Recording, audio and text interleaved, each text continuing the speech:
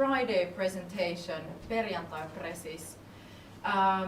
As you know, we organize Perjantaipresis. We've been organizing these for years, but today we have a wonderful guest, and he's with us here, Janne from Exove, and he will be talking about green coding.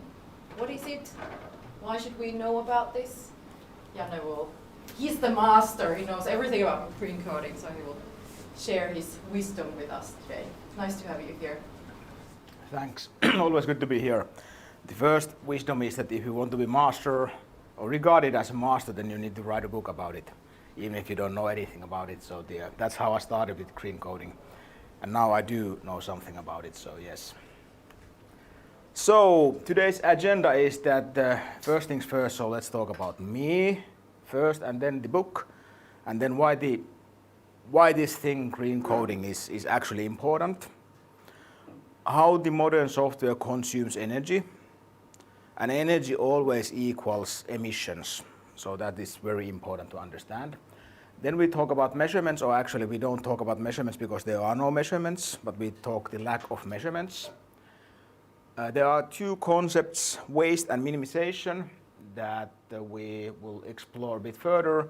Then there are a few practical solutions focusing on web. So if somebody is developing mobile software now, or mobile games or applications and so forth, these don't apply directly to all of that, but on the other hand, most of the software communication runs on top of HTTP anyhow, so it sort of applies. Then there are final words.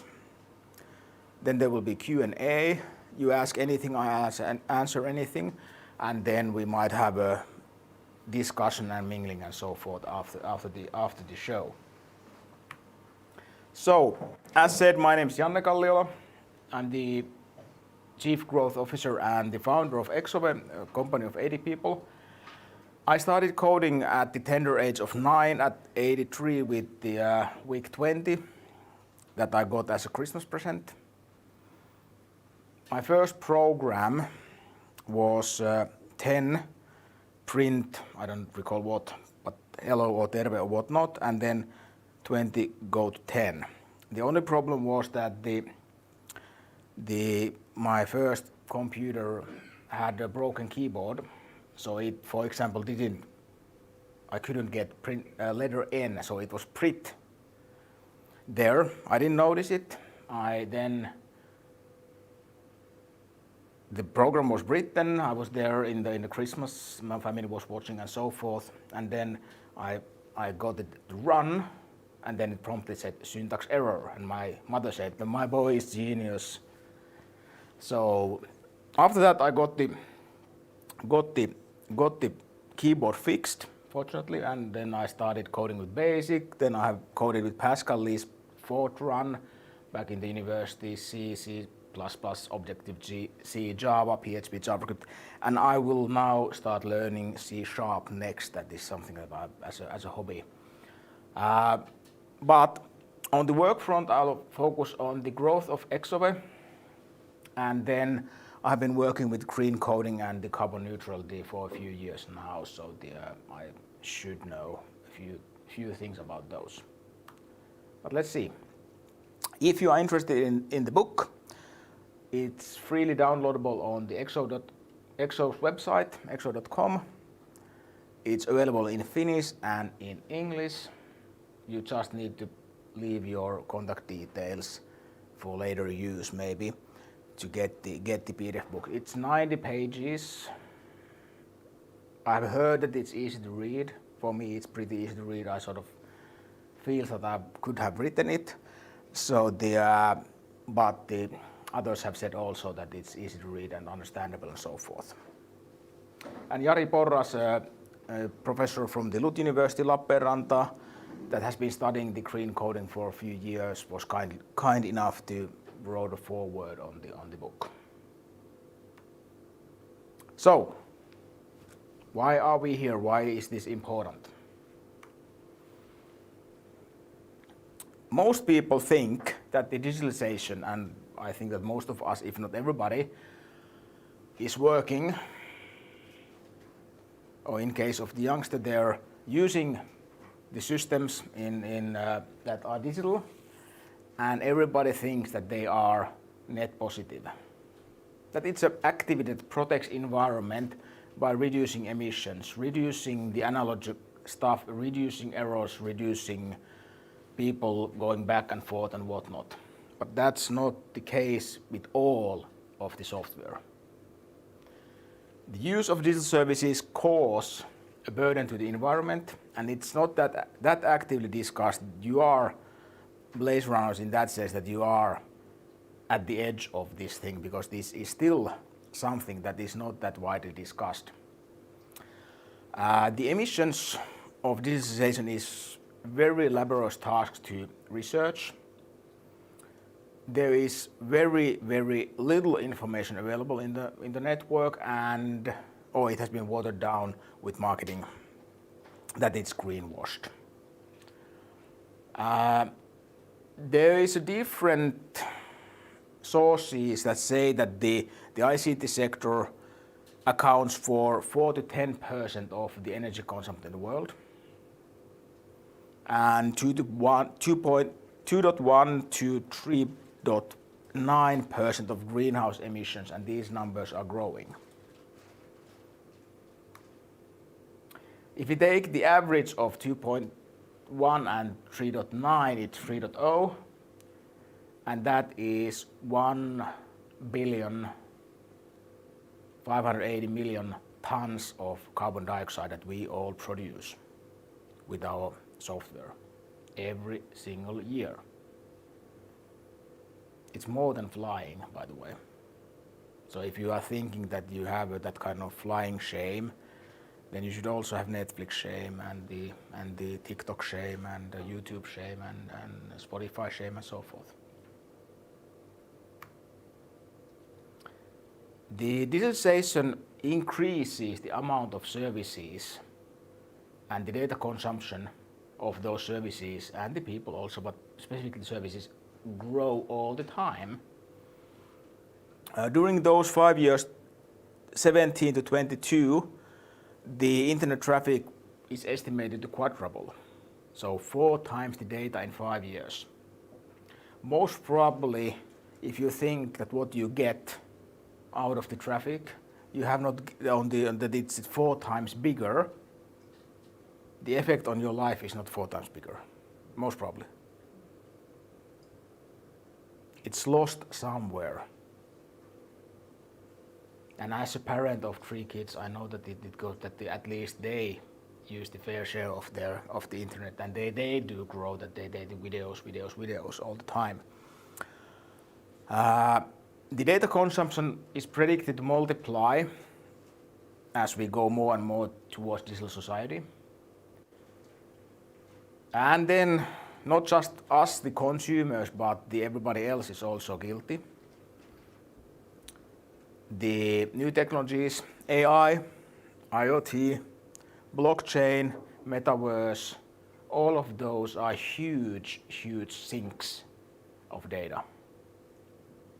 The emissions are generated from the end user equipment, transmission networks, and the data centers, and this means both the construction, logistics, and usage of those systems. And it depends a bit that how much of the usage and the construction and disposal and logistics. For example, if you take a laptop, a consumer grade laptop or a mobile phone, 80 to 90% of the emissions are because that it was built.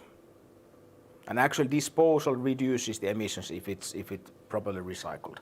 And the usage is only 10 to 15%. And then if you take a server, and Dell has, for example, really good numbers about those, then it might be that the manufacturing of the server is like 15 to 20% of the lifecycle energy consumption, and the 80 to 85% is used by the electricity that the server is using. And that's actually better because we use our devices too little compared to lifecycle. That if we would have used the devices one extra year, 2 extra years, we would save huge amounts. By the way, who in the audience has a phone that is more than 5 years old? 2 hands. Thank you. 3 years old or older. 3 more hands. Older than 1 year. A bit more.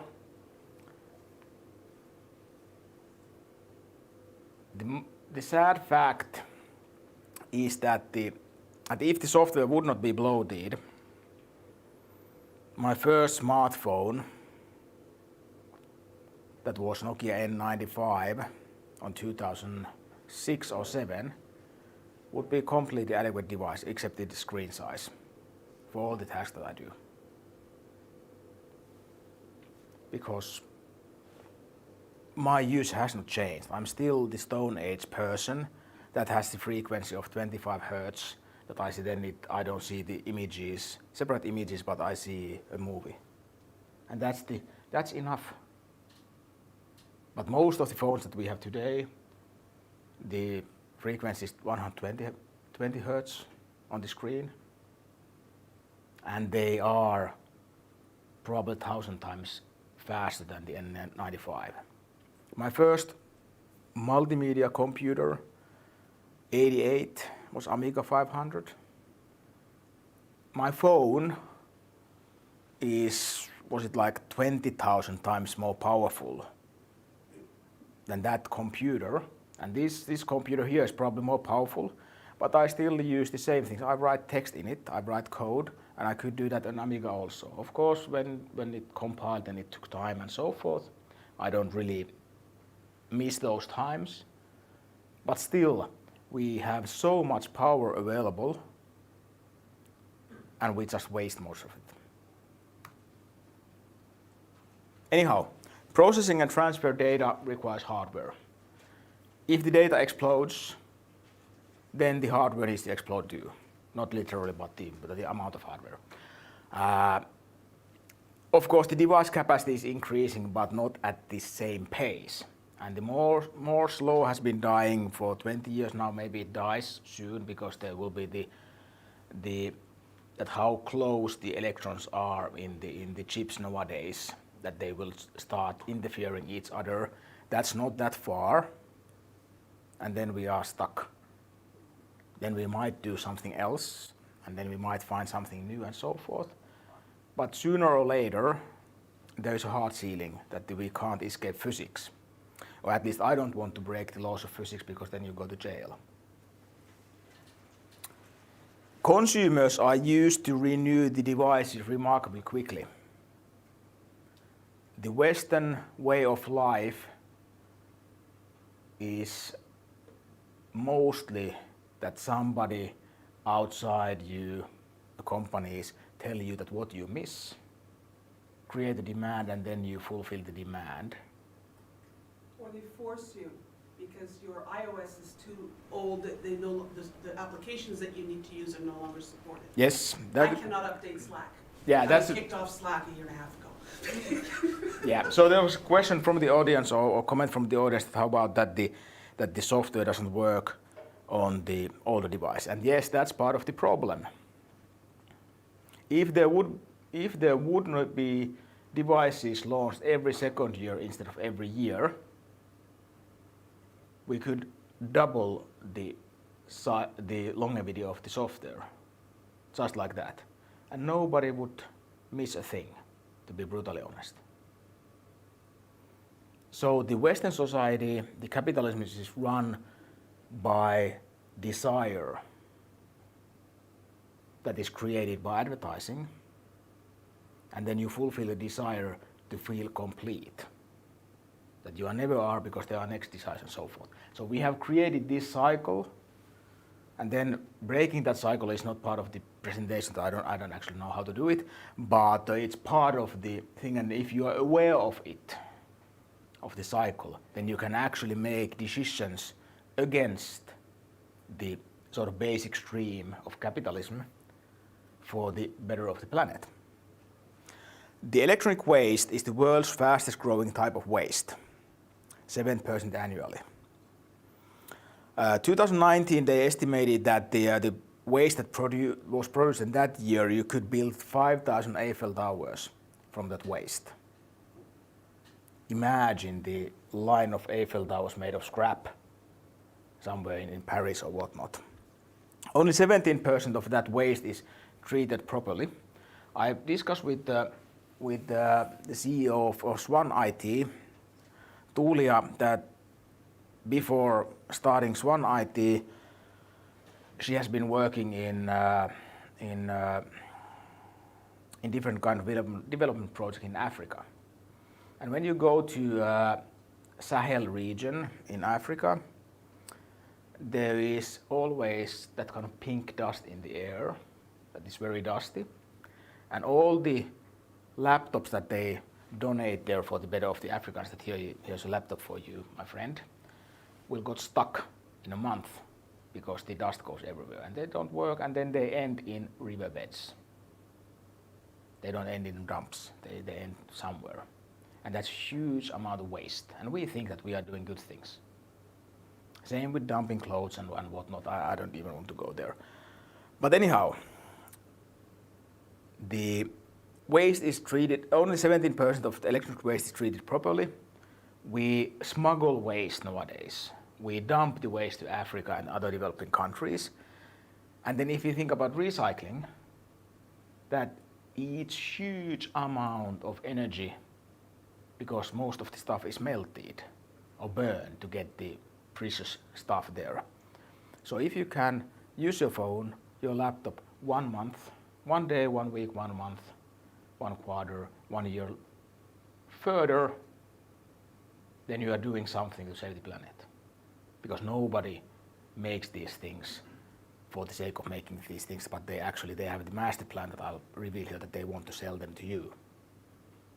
So if you stop that cycle, or if you make the cycle slower, then it's good for the planet. And for software developers, if you have a slower machine at your disposal, you actually write better code. Because now I have an Intel Mac here, and for the past half a year or year, I found out that it's getting quite slow. I have done nothing except updated the software. But most probably all the software development are using M2 Max now, that has way more power. And for them, there's no problem, it works for me. And then I'm suffering it because I'm using older laptop. So again, I'm forced to update because of laziness of us. Doesn't really feel that nice, to be honest. But that's why I'm preaching here. The ICT industry earning logic is based, with the few exceptions that I don't really drill down here, bringing new solution features to the market. Most of you create new stuff. Of course, there's more and more people that need to take care of the legacy, and there will be tipping point someday. And I hope that I'm alive when that tipping point happens. That there's more work needed to keep up the old systems than create new ones, because then there will be a lot of dreams will be shattered. Because most of us would like to make new things and not to take care of the old ones.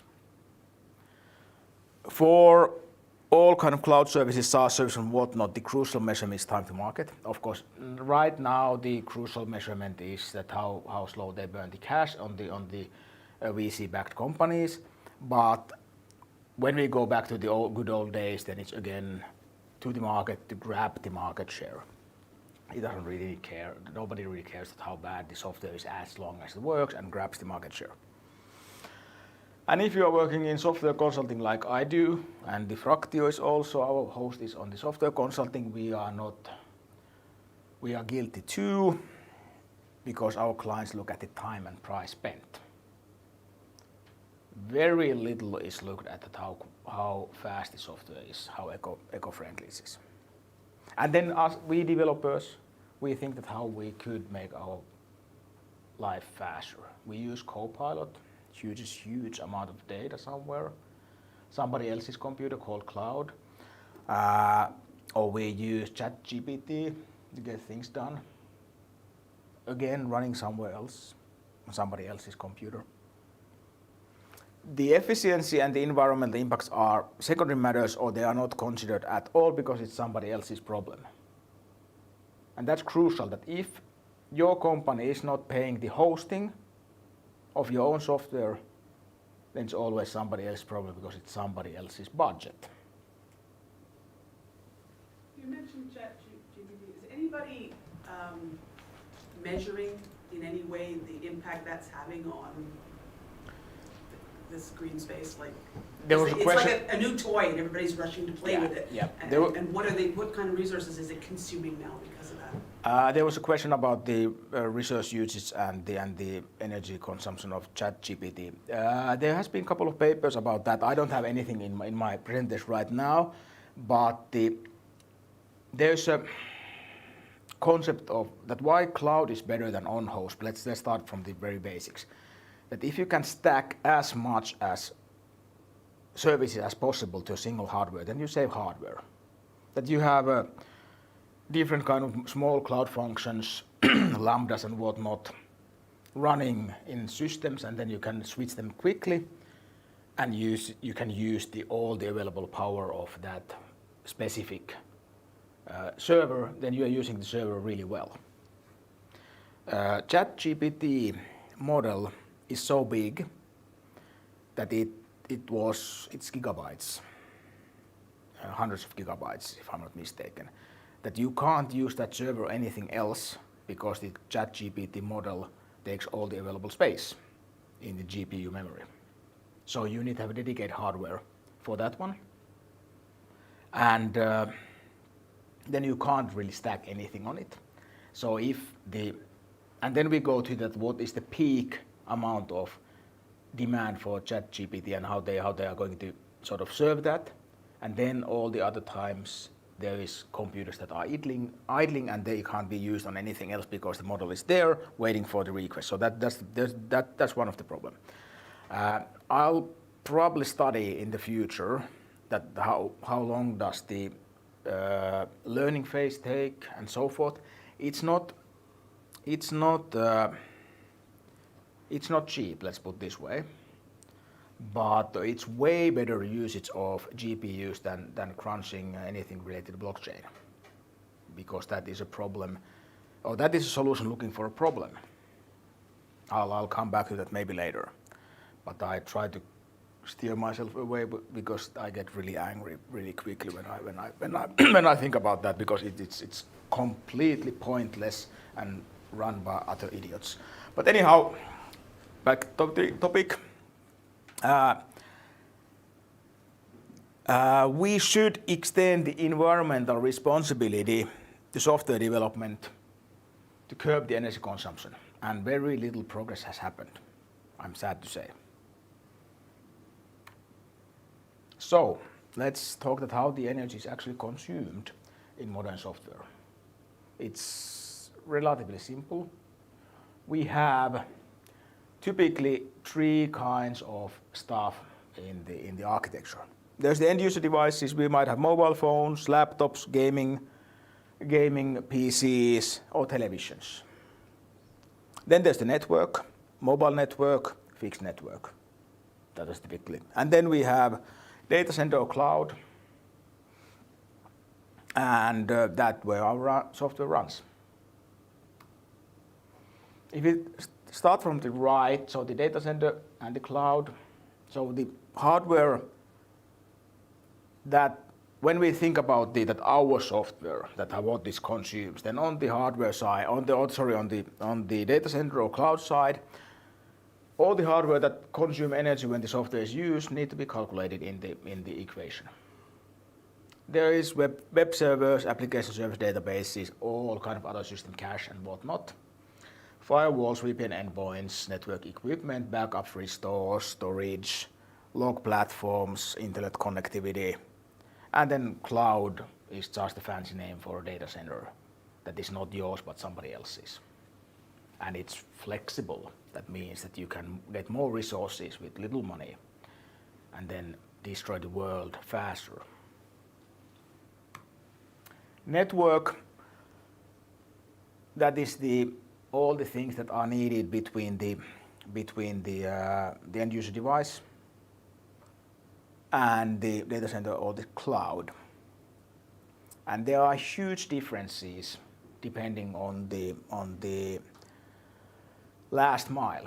So if you are using 4G connection compared to fiber optics, it's 10,000 times difference on the energy consumption.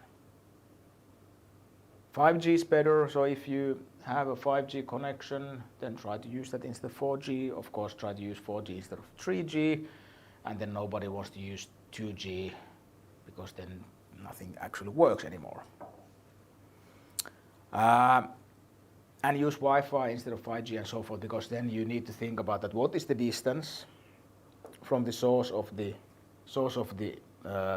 communication, and then it goes to all the directions like a ball.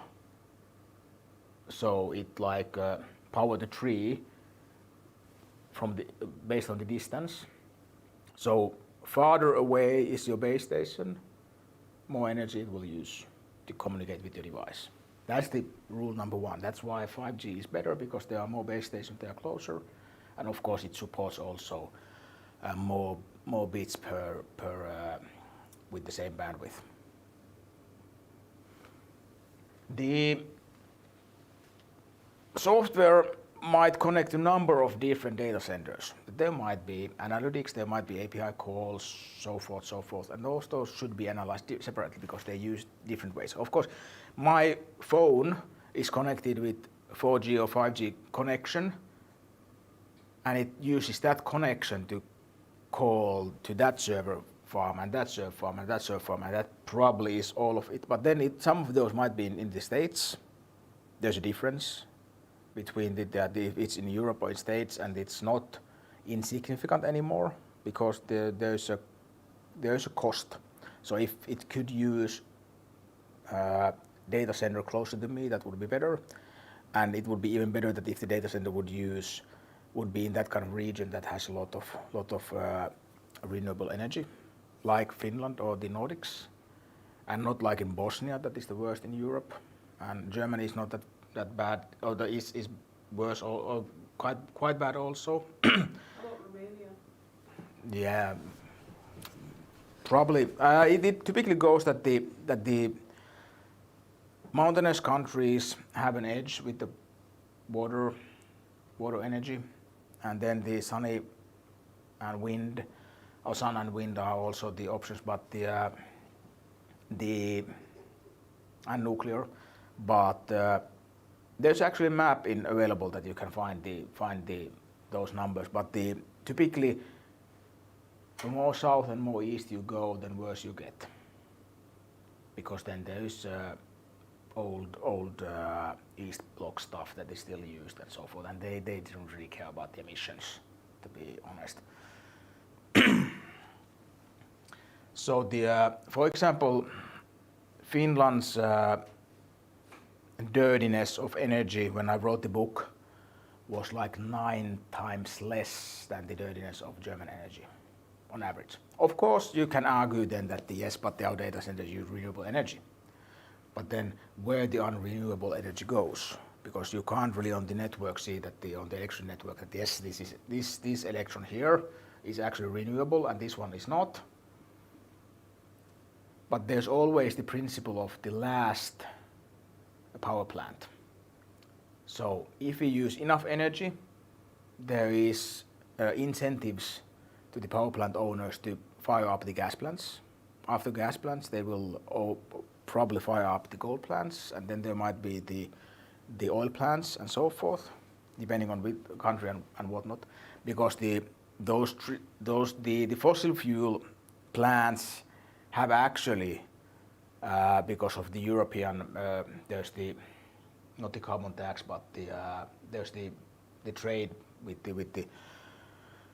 the carbon, and you have the different, and you need to pay for the emission right to emit emissions, and there's actually cost of using dirty energy that is extremely good thing, but it's only in Europe. Other areas don't have that at all, so they will use that fuel that is cheapest, and typically coal is very cheap.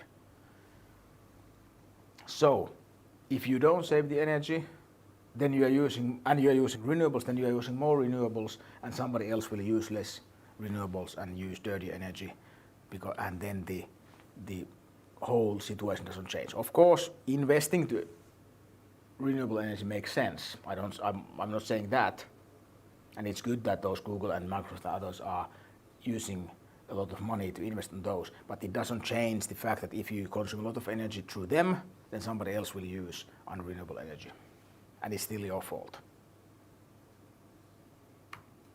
End user devices. These are devices that you use to access the service. Laptop with browser, mobile phone, smart television, and so forth. And then if the thing that the energy consumptions need to be split between the applications that you run on the device. Of course, if you are using TV and you use Netflix, then the television is probably running Netflix and not that much anything else. There might be some callbacks to home and whatnot to gather all kind of data from you, but it's mostly Netflix. On mobile phone, you have no idea what's running there, trust me. And then in the laptop even more, that there are so many processes that you don't really know and you don't care unless you are working with the OS. And then if you have a battery powered device like mobile phone or laptop, then typically optimized. But do you know how well optimized the smart television is because it's always plugged in? Probably not that much, except when it's not running. And then it's less than 1 watt, because that's where the people say that, yeah, this doesn't consume that much energy because it can be put on the mode and they use less than 1 watt energy. How about the other one? I don't know, I don't care.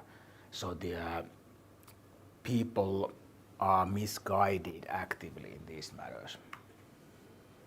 And this, yes, I know there's a lot of developers then, but just the world is more complex. There are more. I have systems that have these and that and whatnot. I know there's way more actors in the play. Content delivery networks, caches, and whatnot. But the basic model is still usable to split into 3 and then figure out, because there are different drivers in all of those 3. And then you could split further if you are interested in. For example, that how much GPU this much software use, how much GPU is it used, how much memory does it use, and whatnot. So where the energy goes in the end user device, there's the, as said, CPU, GPU, display, GPS network connection, very optimized hardware on battery powered, and then the screen is the biggest energy hog of all the end-use devices, bar none. Network, the electric consumption of data transferred, it's typically calculated as the energy used per gigabyte, kilowatts per gigabyte, and it varies a lot, as said earlier. And then data center, the electric consumption of server, storage, and internal network. They are very optimized hardware that are designed to run full throttle all the time, and they should be run full throttle. And then if they are not running full throttle, they should be shut down. Or actually they should not be commissioned to data center. But the problem is that the loads varies because people sleep and then they typically don't access the devices, they don't watch the TikToks and whatnot. And when they are awake, then they use, but then we don't, for example, have a situation that there would be a system that would follow the sun, that we would serve when we are sleeping. The Americans would use our servers, and then the Asians, and then we, and so forth. But that doesn't work because of the networks and the latencies, and there's a number of reasons. All energy production causes emissions, including renewables, because you need to manufacture, you need to get the windmills somewhere, you need to operate those, you need to oil them. And here are actually the numbers. 54 grams of carbon dioxide per kilowatt produced in Finland, October 19, 2022, and average German energy coefficient for 2021, 349. Poland was like starting with 5 or 6, and then it was almost a kilogram in Bosnia.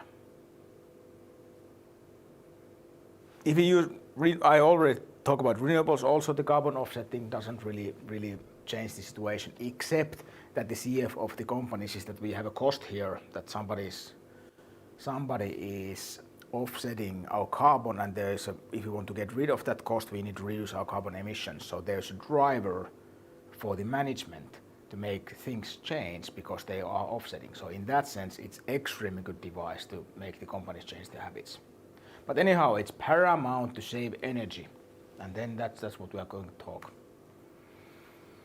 So hardware causes emissions in several steps. We need to manufacture. They don't just appear, poof, here's a new server. They need to be driven from place to place. They need to be configured, then they are used, that where the electricity is used, and then dismantled. If they are dismantled properly, this actually reduces emissions. And then, as said earlier, 15 to 18% of the consumer device energy consumption happens in the usage phase. So if you think about that, I'm renewing my mobile phone, then you should show that 80% of the emissions already happened when you buy it. So if you want to reduce that, then don't buy it. Very, very simple. So let's go to some kind of solutions. I'm painted a doomsday a lot. So I have some solutions, but not all. If I would have all, I might have already been a rich man, but I'm not. Trust me. The energy consumption measuring is not straightforward because there's several systems running on the same platform, both on the server and the client side. It's very hard to measure the electricity consumption inside the device. The devices are not built to be measurable. The data centers do not provide electricity information. Some actually shun away it because they are ashamed of it or something. The communication between the data center and the end user device may use several different networks, and every single packet in the TCP/IP might actually go to different networks because that's how it's built, how it's designed, that it can survive nuclear blast. So we are using that kind of technology that is designed to be able to route itself to survive that if the Soviets bombed the US, and now we are still using it. Of course, again, it might be that Russia is bombing something, hopefully not, but you never know. And then the CDNs caches and all those complicate matters. There's just complications, details, and so forth. Instead,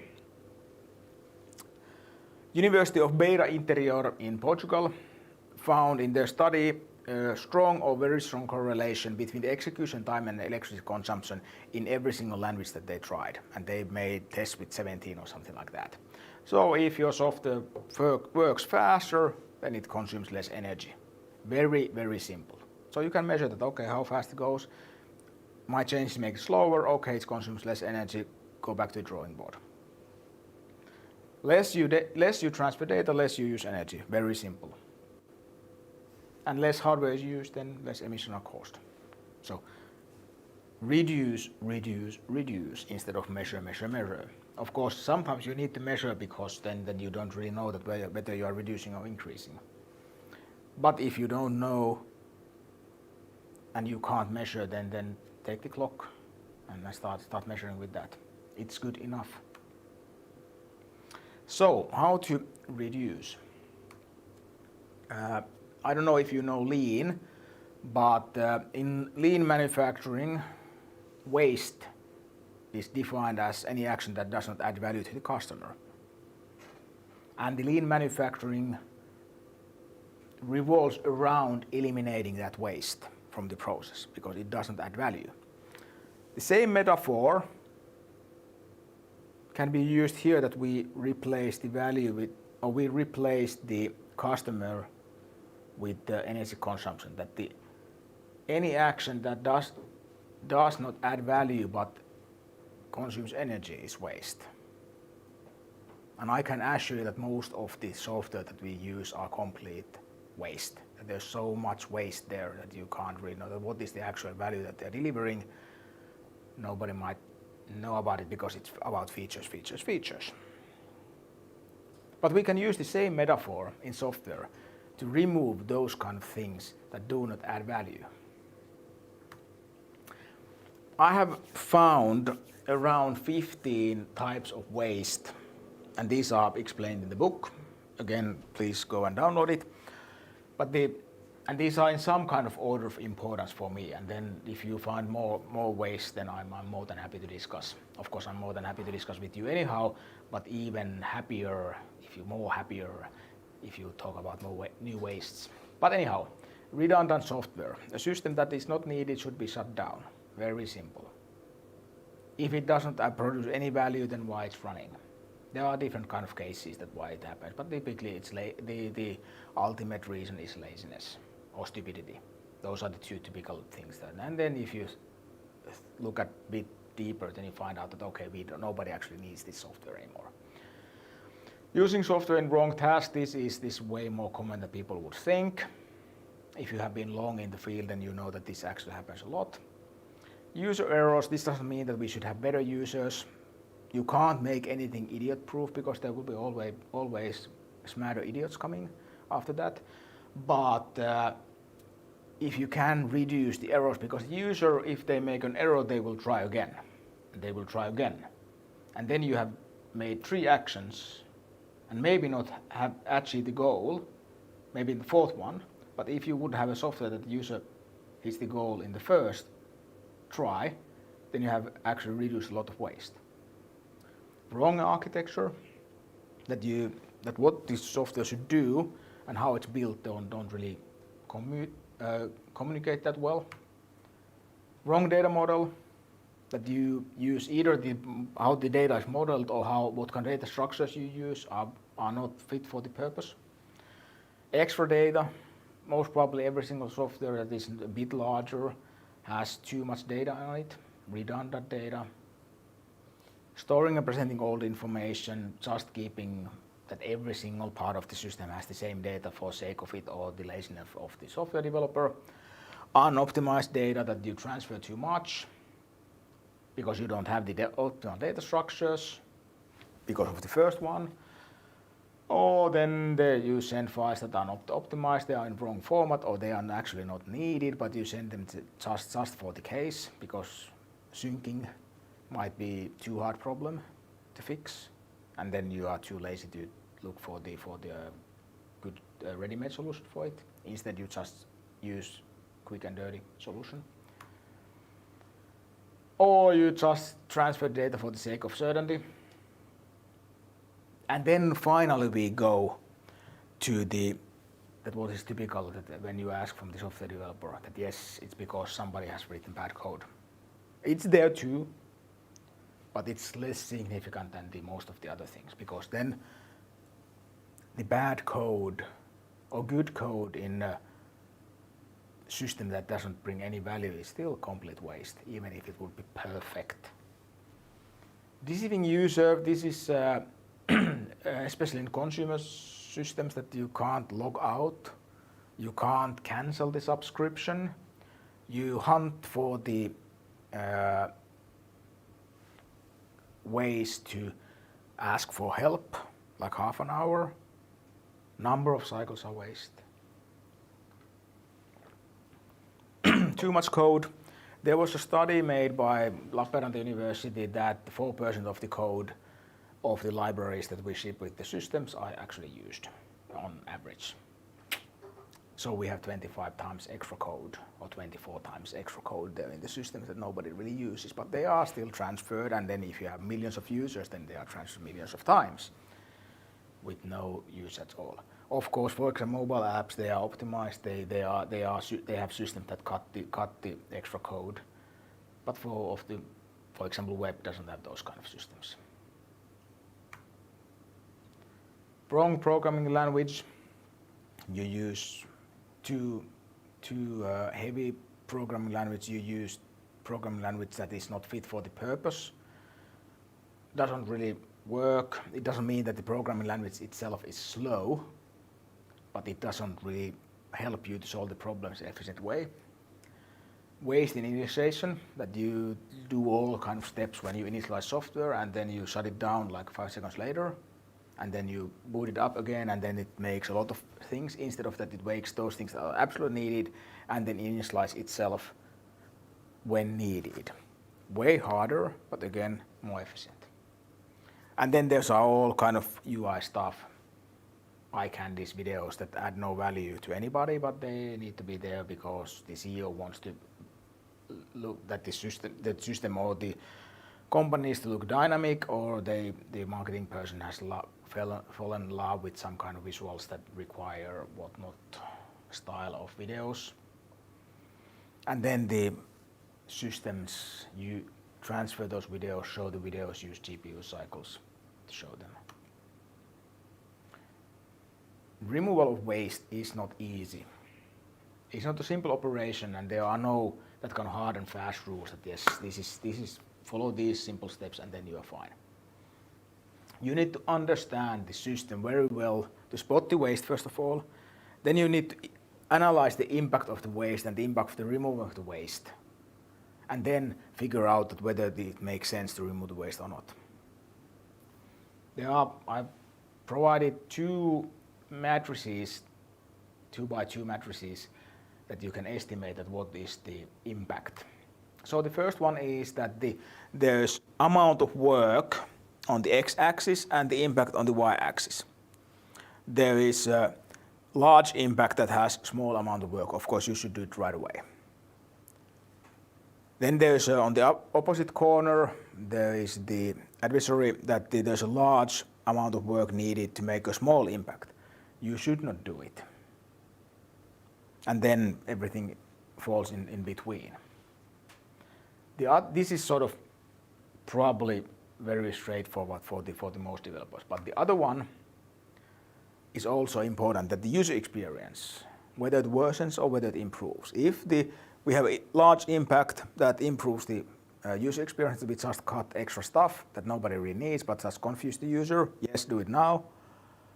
But if the user experience worsens with the large impact, then you should think that whether it's worth of it, whether we will sacrifice something that we should not sacrifice, that you run your company bankruptcy and then somebody else with less energy conservative systems takes your place, might not be that good idea. And then there are different situations also. The other angle, that if you are lucky enough to be in a greenfield position, that yes, actually you write this software from scratch, then you try to make it as minimal software as possible. Not the half a software, but the full software that is as compact as possible. It focuses on the main functionalities and executes them well. And this is more of a design problem than actual software development problem. And if you are in a client business, you might need to twist the client's arm to get that, okay, let's not add all the bells and whistles, and there doesn't need to be kitchen sink in the system and so forth. And the business reasons or metrics that might be in direct conflict with minimization. One of the best examples of this kind of software that does what it needed was the first version control system that I used, CVS. In 2000, there was the 2000 problem in CVS. So they released a new version of the system, and that was the first release in 11 years. Because there was no need to release anything before that. But it was still usable, completely usable system. Think about that you would have a software that is not updated in more than a decade, because nobody wants to have anything new on that. And it works. These kind of things, and I think that the people that created CVS are actually proud that we made such a good job and there were no bugs. Except when there was the 2000, but of course you can't handle everything. And then a few practical solutions. So there's a number of different ways to reduce the energy consumption of software. I've selected the following ones because they they are the more sort of generic ones. Web focused, because a lot of software is used through browsers, and then the HTTP, as said, is the most typical protocol for most of the tasks nowadays. Reduce the amount of data transferred, use proper formats. Changing from JPEG to WebP will reduce the footprint like 10%. It's not a big change, but it has a good impact. Use caching and make sure that your cache strategy is actually very, very well thought of. This is hard. There are like two hard things in the software business. One is getting caching right, and the other is naming things. So those two things, if you master at least one, then you have a very good position. Compress everything that is possible. The network cost is surprisingly high. And then if you can compress once and then decompress in different clients, then you will actually save a lot of the decompression is way faster than compression. Minimize possibilities for errors. Reduce amount of videos, replace them with animation that they compress better or static images. Reduce the frequency of data transfer, that you don't transfer every minute, but you transfer every 5 minutes. You pack stuff together. Strip typefaces and glues from fonts that are not needed, that there might be, for example, website, there might be a font that has 18 different typefaces, and you are using 2 of those, the normal and the bold. So get rid of the 16 extras because they are just complete waste. Remove dead code. And when you add new libraries, be mindful. Check their footprint, check whether there's a sort of better alternative available for the same goal. But be cautious not to implement big implementation of by yourself, because most probably you will have more bugs than there are with the ready-made library, especially a library that is used a lot.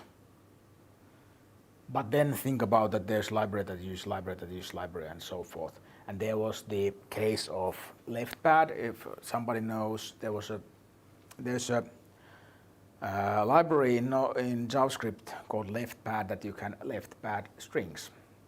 I think that it actually is a built-in functionality of string class in JavaScript that you can pad things.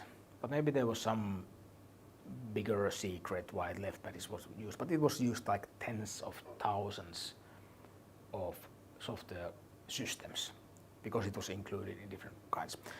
Then the guy that maintained LeftPad decided not to maintain it anymore and then gave it to a random guy from China that promptly made a new version of it that included a Bitcoin miner. So then there was quite a debacle of updating the software that was just updated to include the new version of LeftPad that mined Bitcoins. So there are these kind of dangers also when you're using nested libraries. Code efficiency. Find the hotspots and focus optimizing on them. Don't spread your optimizing efforts all over the code. That doesn't really make sense. No premature or local optimizations. Focus on the big picture. Write algorithm for the task, especially when you have a lot of data. Critical part with different languages, if that makes sense.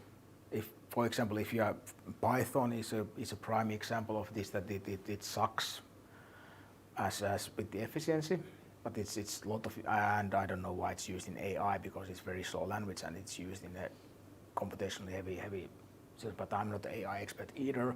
So there might be something that I'm missing, or then it's just a habit or whatnot. But it might make sense that you write some of those routines in C or Rust and then reap the benefits. And also, it's very good that if you learn new languages, because then you get new paradigms and then you have more options to make systems differently and you don't have one single thing. That if you have there's an old saying that if you have a golden hammer, that is the only tool that you have, then every single problem looks like a nail that you want to bang on them. So if you have more tools, more programming languages, more frameworks, then you can approach the problem with different angle. I might actually have an optimal tool for it instead of the only tool. So final words. This is a journey. Some of you are taking the first step by coming here. Some might be farther on the journey, but this is a journey that has a start, but it doesn't have an end. Because if there's an end, then the end is end of the planet. If the journey continues, then we might be able to save the planet. And if your business people opposes, then you can always say that there is no business on a dead planet. And typically, some of those people start to see light then. So we need to keep going on, and we can't make all the changes at once. If you try to eat an elephant with a single bite, then you might choke, or then you have really big throat. But don't expect everything to change, because then you just become a bitter old man like me, and it's no fun. I can assure you. So you need to have the spirit ongoing, and you need to have the hope that there will be so many hurdles that you need to have the hope. So keep the client's needs and primary focus, operate with accurate budgets, because if you run your company to bankruptcy with green coding, then there will be somebody else that will do things worse to replace you. So keep your business safe. If your clients are satisfied, they allow the coders, or even internal or external clients, they allow more changes to systems to make them more energy efficient compared to clients that are not satisfied, because they will always start it, why should I do it? Why should we spend money on this? Because you failed the last one.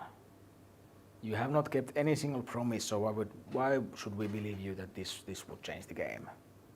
But if the client says that yes, I will buy everything from you, that what you say, and this is just music to my ears and so forth, then it's way easier to make the changes.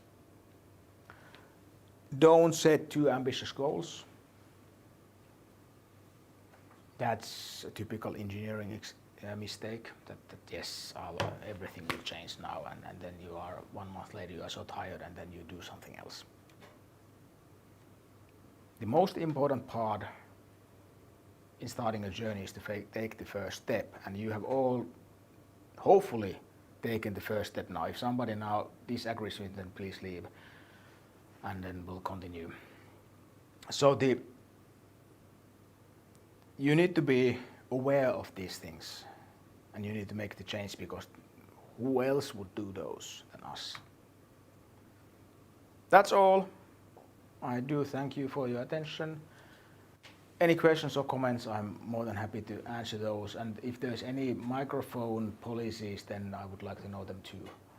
Yeah, they can hear the questions in the stream. We have microphones, so no need to repeat. Okay. Yes. Yeah.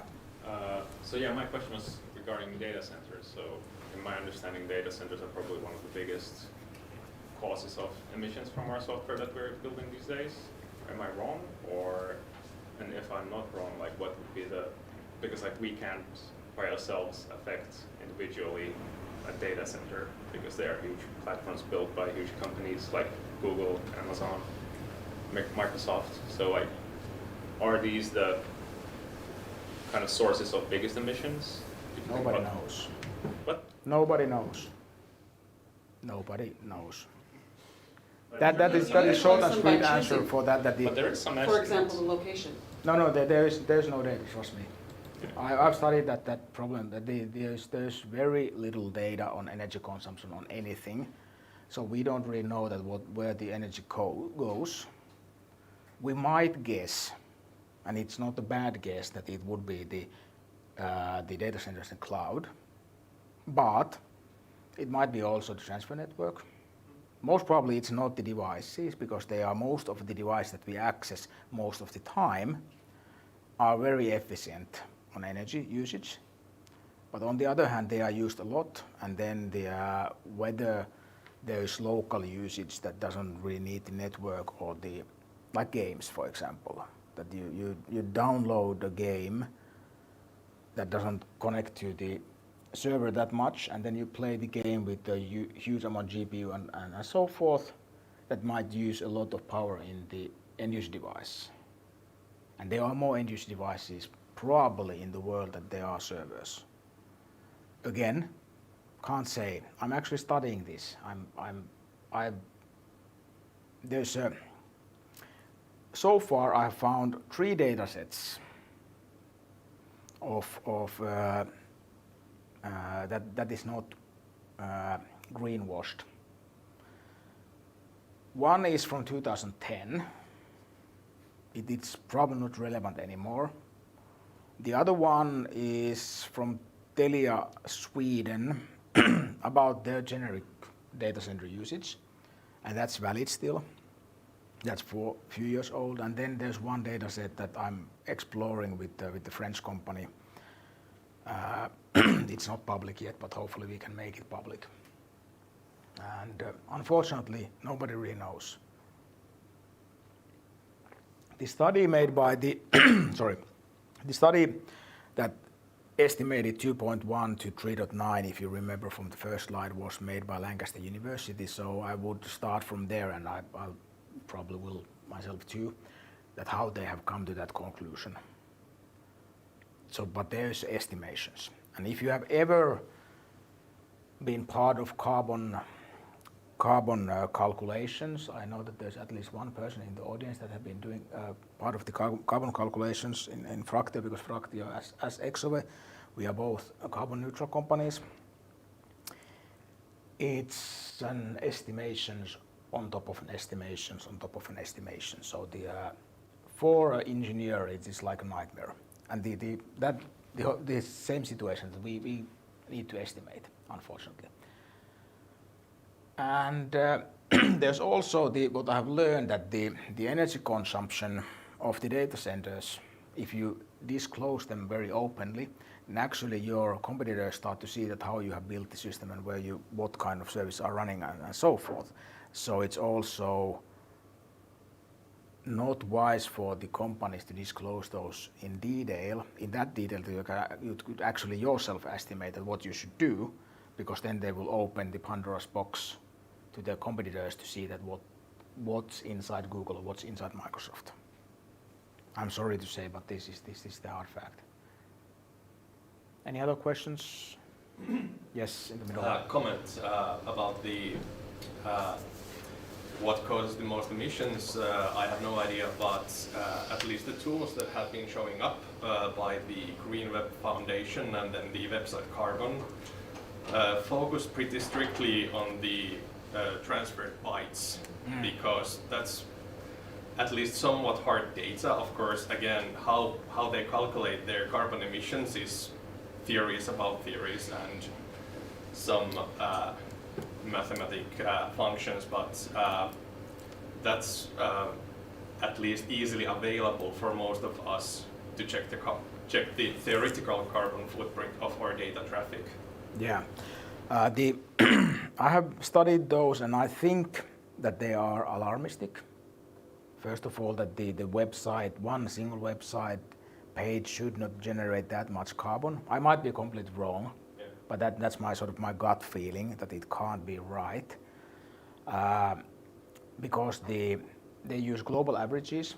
So if you are in Finland with pretty clean energy, really fast networks, really energy efficient networks, 2 of our 3 operators are carbon neutral, Elisa and Sonera, not Sonera anymore, Telia. You see that I'm older. And the processing of the data on the server side feels to me that it's too high on those. But this is my gut feeling, and actually I'm going to do research about this, and that's the aim of that what I'm talking with about the French company, that they host a lot of different platforms that generate the data to the websites, the CMSs, the e-commerce. So we try to drill down that what is the actual, and we got really small numbers in the first one, and we couldn't believe that this is the case compared to those ones. And then there's a study in Aalto University that I know of, that there's a study group, at least one guy making a PhD about the rendering of the websites, and whether it's better to transfer the data at the rendered HTML, meaning that web server had generated the HTML as a single file, and then it's transferred and then shown, instead that you have very bare bone HTML React components that get this data with JSON and then render it there. Which one is more energy efficient? We don't know yet, but hopefully we will know someday. There was a recent study that I read that there was calculation that how much a single HTML element and what kind of elements you have in like bold or paragraph or header, that what is their energy consumption per HTML element. So the data is growing, but it's still too sparse that you could make good connections. So again, it's better to use those than not to use those. That's first and foremost. My second question, that would you prefer usage of existing tools, even if they are a bit of too much of an estimate, or would you try to make one better by yourself? I would use them and then replace. And then finally refine them or get better ones, but I would not stop the progress because I see that the tool is flawed in some way, because it's not flawed all the way down, but it's flawed in certain ways, I think. And I'm not saying that you do your own research. I'm not a Republican, so it's better that to trust the actual research that people are doing, but there's very little research available right now. And the problem with some of those tools is that they don't really explicitly open that how they have calculated, or they tell that how they calculate the results, but they don't tell that how they have ended up in certain coefficients in the result. And I dare to say that if there's a WordPress site or there's a Node.js like Ghost site, the WordPress probably uses way more energy creating the HTML than Ghost, because just the paradigms are so different. But again, that is not taken into account on those. But this all said, I still think that it's better to use those than not to use those, because then you have at least some visibility and you can see progress, and then you can sell greener stuff to the clients too, because you can say that there are some measurements. And those are public ones that anybody can measure those, so the clients might get a bit scared that, oh, we do that bad and we need to do something about it. And then you actually need to do something about it and not sort of greenwash the solution. Bit long answer, sorry about that. Thank you. Still. Any other questions, comments, concerns? Yes. Do you think clients are more or less coming towards like actually caring about green code? No. So it's something that like providers and software developers and experts should bring up from the inside out, basically. Yeah. They care about the bottom line. Yeah, but the problem is that most of people don't care. We have probably tens of thousands of coders in Finland, and we are like 40. So This is the third event that I've been to discussing or hearing okay, about very green good. coding. So yes, but and there were different people at the other ones. Okay, good. But still, it's a drop in a bucket. So I have had in my Exove's life, that is like 17 years old company right now, I have probably answered or read thousands of RFQs. There's 2 of those that have explicitly mentioned that there needs to be, that the solution needs to be ecological, and we need to somehow tell that how it's ecological. The first one was from 2016, and the latter one was 2022, both from private companies. And this is what makes me really, really sad. And if there's anybody here on the stream from the public organization, then you should be ashamed of yourself, because the public organization's first and foremost function is to serve the people, and not the shareholders or anybody else, but to make the Finland and the planet better. And I have never ever seen any single RFQ from them that there would be actually anything related to green coding on those criteria. There is Mitvidi project by Tieke that's run by the Polytechnic of Turku and a few others that is trying to change that. I know that there's some interest in Motiva, that is the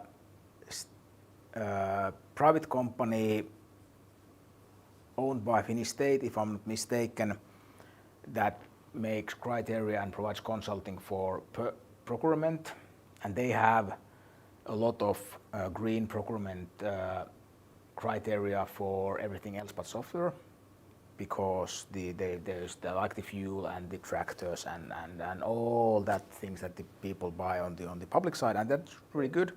But everybody every single person on the sort of sustainability side that has come to different companies from that they are the chief sustainability officer or whatnot, they have all said that the software is so complex that we decided to focus on something else.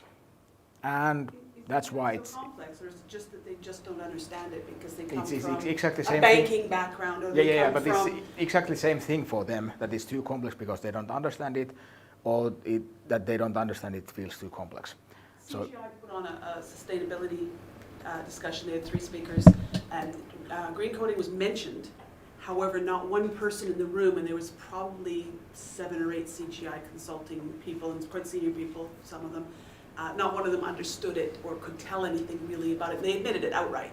Yeah. You know, they said, hey, there's this thing, it's green coding, but we're not going to take that into today's discussion because we really don't know anything about it. Yeah, exactly. But that was actually the reason why I wrote the book, because everybody was talking about the green coding and nobody defined it. So I decided that, okay, what the heck, I'll define it. And now defined the book, that what it means and what are the ways to do it, and the momentum is growing. That is a good news. And there's more of these. I'm speaking about these matters in 4, 5, 6 different seminars this spring.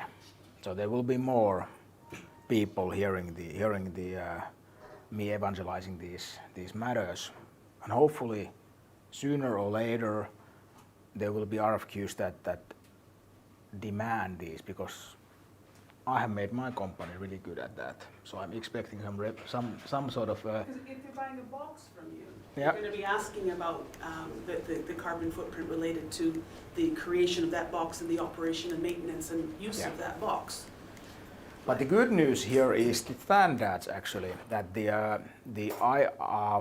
IFRS, hopefully I got that right, is the accounting standard global one that the most of the publicly traded companies need to use, or I guess that all of those need to use in like 160 different countries. Their sustainability board, ISSB, has made a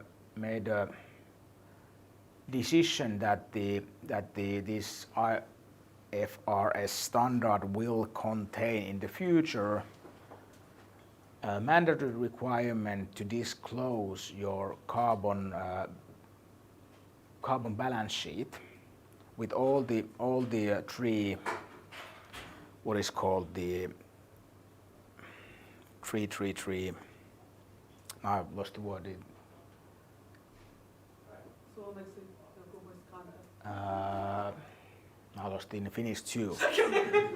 Yeah, it is Friday night, but Contributory scope. factors or Scope, yes, scope. Laajuusala in Finnish, actually, I got that too. But anyhow, scope. So there's scope 1, that is sort of the energy that you create yourself, then the scope 2, that the energy like the fuels and the others you use, and then the third one is the purchase services. And all those 3 scopes must be reported.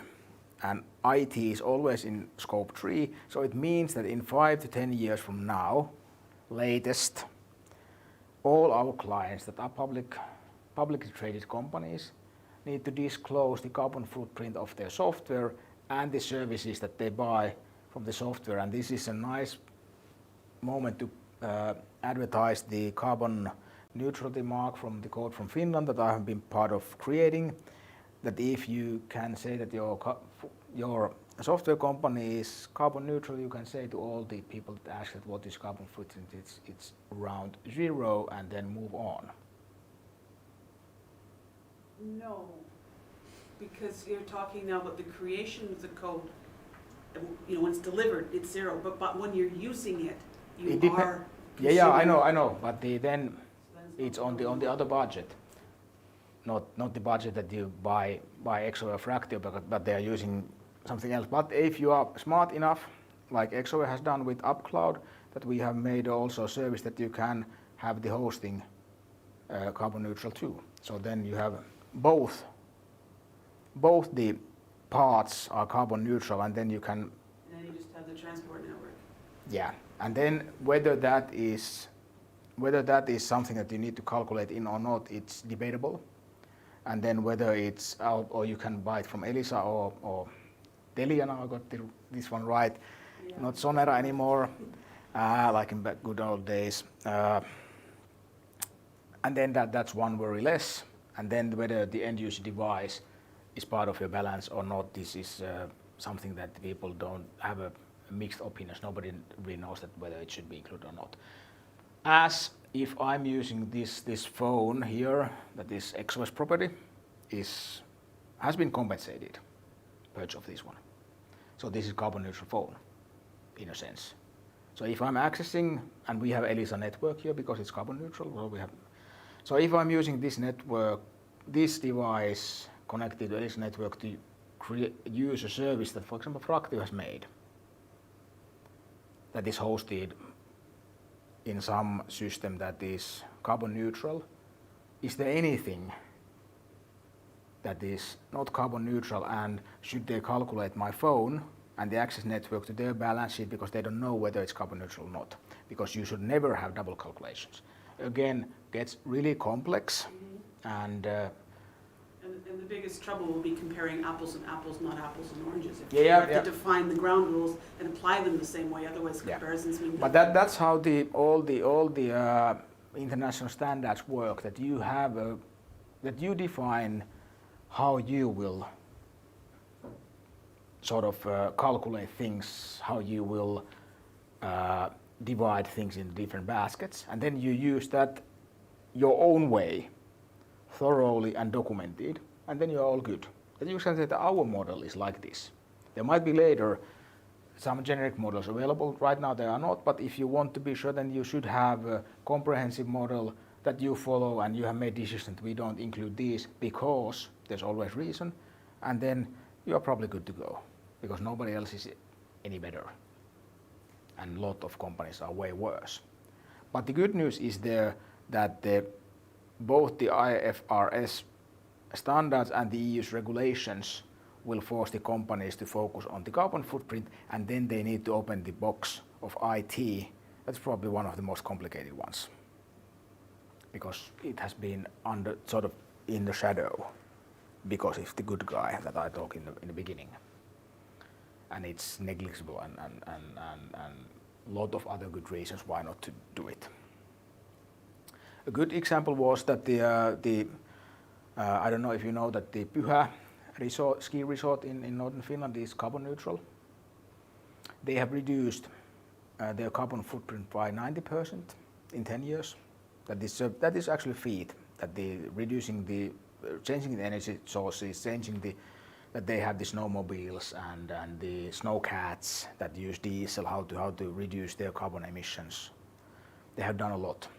But when I first discussed with the sustainability person that there's this thing called ICT, that we never thought about that, but now we will. So again, of course, it's that if there's a snow cat that you use to groom the slopes every night, most probably that uses way more energy than your whole IT infrastructure as a ski resort. Yeah, more than your lifts and more than your Yeah. lighting. So and of heating. course, first things first, but then when you have done all of that, then there are always smaller goals to look at until you have said that, okay, all our balance sheet is clean, that there's nothing, that all our services. It's like the GDPR was that the kind of exercise back in the days that we had a client said that we did a lot of GDPR analysis in Exove, that they said that we have probably in 3 systems we have private data. Yeah. After our analysis it was 69, and we found two systems that nobody except the finance department knew that they existed. And they ended up changing their whole IT infrastructure and documenting, and the IT architecture was documented. So there was a lot of other sort of ripple effects. Get rid of stuff you don't really And that will need. happen also in energy, I hope. And then I'm But hoping. looking from the other side of the coin, though, it's, you know, we from ICT or tech and coders looking at them saying, oh, but they don't understand. How about from the other side, though, do we understand things like sustainability in finance? You know, banking and loans. How do you apply sustainability there? You know, that's something that would be foreign to us if we weren't Yeah, that's true. out That's and true. discussing Yeah. it and asking. And, Yeah, but on the other hand, if you are, as a company, if let's say Exove, we would use some financial tools or financial consulting or would have money to put on the investments, then as we are carbon neutral, we would need to check those. So but we would not understand that, but we would rely on it. We would select those kind of providers that would be able to tell them. So in that sense, I think that there's a momentum happening in the market gradually, small. The pace of change is small until it's huge, and then it might be that now what everybody thinks that this is sort of so and so might be crucial in a few years. There was one acquaintance of mine that is in printing business. They launched the carbon-free printing a few years ago, and everybody was laughing, why did you do that? And now nothing else sells but carbon neutral prints. And that was like in 5 years, 10 years. So the same will happen in IT, and because IT is later in the game and most other industries, it will happen faster here. That's my hope. Also because I've dreamed Exove to be competitive on this one, and I'm sort of doing it a disfavor to tell our tricks to everybody, but also for the better of the planet, that there will be these kind of changes. Yes. I think that it's almost 5:30. It's Friday evening. It's sunny, so maybe we should cut the crap in a sense and stop the presentation. And then if somebody has a discussion, I'm available. I have 3 kids at home, so I'm not in a hurry. So